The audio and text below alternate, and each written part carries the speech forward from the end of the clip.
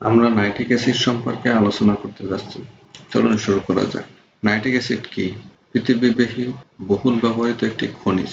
ইহা সার কারখানা থেকে শুরু করে বিস্ফোরক পদার্থ তৈরিতে ব্যবহৃত হয়ে থাকে। খনি থেকে মূল্যবান ধাতু উত্তোলনে, সোনা আহরণে, রকেটের জ্বালানিতে, বৈদ্যুতিক সেল তৈরিতে ও সেলুলয়েড, কৃত্রিম রং, কৃত্রিম সিল প্রস্তুত ইহা ব্যবহৃত হয়ে থাকে এবং সোনা থেকে খাদ বের করার জন্য নাইট্রিক অ্যাসিড ব্যবহৃত হয়ে থাকে। এবার আসা যাক নাইট্রিক অ্যাসিডের সমনাম। নাইট্রিক অ্যাসিড, অ্যাকোয়া, কার্টিস, হাইড্রোজেন নাইট্রিস, স্পিরিটাস নাইট্রিক অ্যাসিড। নাইট্রিক অ্যাসিডের সোর্স একটি মিনারেল পদার্থ। ইহার সাংকেতিক নাম HNO3। ইহা বর্ণহীন, কটু, গন্ধবহ এবং অত্যাধিক অ্যাসিড স্বাদযুক্ত তরল পদার্থ। সোডিয়াম নাইট্রোজেনের সহিত সালফিউরিক অ্যাসিডের পরস্পর ক্রিয়ার ফলে ইহা তৈরি হয়। নাইট্রিক অ্যাসিডের প্রভাব ডাক্তার স্যামুয়েল হ্যানিম্যান। নাইট্রিক অ্যাসিডের ক্রিয়াস্থল স্কিন। স্কিনের যে কোনো ক্ষততে নাইট্রিক অ্যাসিড ব্যবহৃত হয়ে থাকে। এবার আসতেছি শৈশিক ঝিল্লির সংযোগ স্থলে, মিউকাস মেমব্রেনের সংযোগ স্থলে যে কোনো ধরনের ক্ষততে নাইট্রিক অ্যাসিড ব্যবহৃত হয়ে থাকে।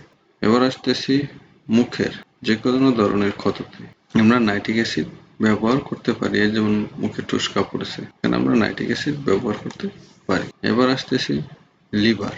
লিভারের ক্ষেত্রে যেমন লিভার ফ্যাটি লিভার হয়ে থাকে, লিভারের সিরোসিস হয়, লিভারের ক্যান্সার হয়, সেক্ষেত্রে আমরা নাইট্রিক অ্যাসিড ব্যবহার করতে পারি। তারপর হচ্ছে যায় রক্তে যে কোনো ধরনের সমস্যার ক্ষেত্রে, যেমন রক্তের হিমোগ্লোবিনের মাত্রা, তারপর প্লাজমা বা প্লাটিলেট, এগুলোর ক্ষেত্রে যদি নর্মাল রেঞ্জের এদিক সেদিক হয় তাহলে আমরা নাইট্রিক অ্যাসিড ব্যবহার করতে পারি। তারপর হচ্ছে যায় হাড়ের যে কোনো ধরনের ক্ষত, যেমন হাড় ভেঙে যাওয়া, হাড় ক্ষয় হওয়া, হাতে মচকায় যাওয়ার ক্ষেত্রে আমরা নাইট্রিক অ্যাসিড ব্যবহার করতে পারি।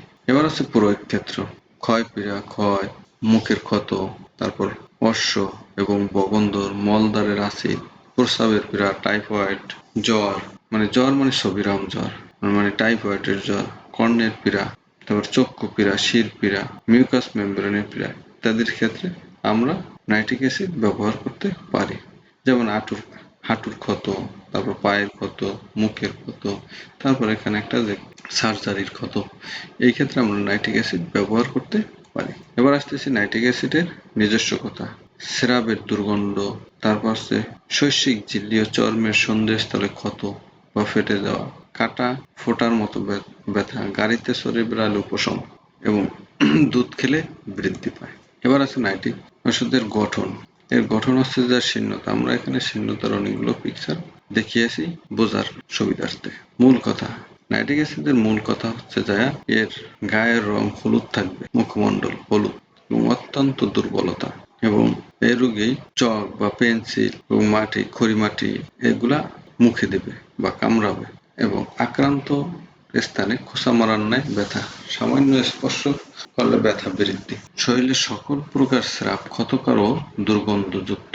মলত্যাগের পর মলদ্বার ছিঁড়ে ফেলার মতো ব্যথা থাকবে। অল্পতেই ঘাম হয়। নাইট্রিক অ্যাসিডের গন্ধ, এই যে খাওয়ার সময় ঘাম দিবে এবং ঘামের দুর্গন্ধ মারাত্মক হবে, নাক চেপে ধরবে এবং অল্পতেই ঘামাবে এবং আক্রান্ত অঙ্গে গর্ম থাকবে।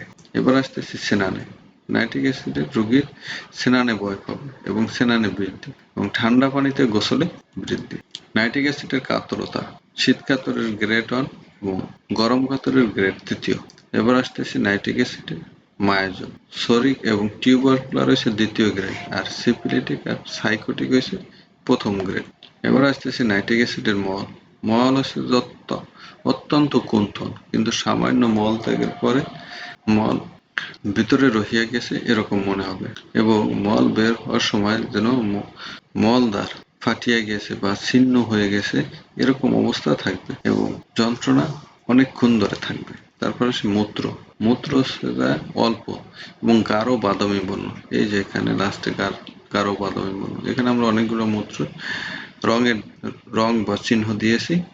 আর এই ক্ষেত্রে অ্যাসিড নাইট্রিকের ক্ষেত্রে প্রস্রাবের রং হবে ব্রাউন, গাঢ় বাদামি এবং এর হ্রাস বৃদ্ধির ক্ষেত্রে আমরা সন্ধ্যা ও রাতে, মাঝরাতের পরে, ছোঁয়া লাগলে, ভিজা বাতাসে, তাপমাত্রার পরিবর্তনে, ঘাম হবার সময়, হাঁটলে ও হাঁটা চলার পরে।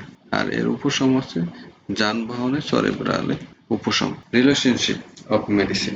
অনুপূরক ওষুধ হিপারসালফার, মার্কসোল, থুজা, পালসেটিলা ও ক্যালিকার্বের পর নাইট্রিক অ্যাসিড উত্তম কাজ করে। এবং পরবর্তী ওষুধ ক্যালকিরিয়াকার, বেলেডোনা, আর্নিকা, ক্যালিকার, পালসেটিলা, সাইলেসিয়া, সালফার এবং থুজা। এর ক্রিয়ানাশক হচ্ছে সালফার, তারপর মেজেরিয়াম, কর্নিয়াম, মার্কসোল, ক্যালকেরিয়া, অ্যাকোনাইট। অ্যাসিড নাইট্রিকের ক্রিয়াকাল 40 থেকে 60 দিন। আশা করতেছি এতক্ষণ আপনারা যারা আমাদের সাথে সবাই আমাদের আলোচনা বুঝতে পেরেছেন। Thank you.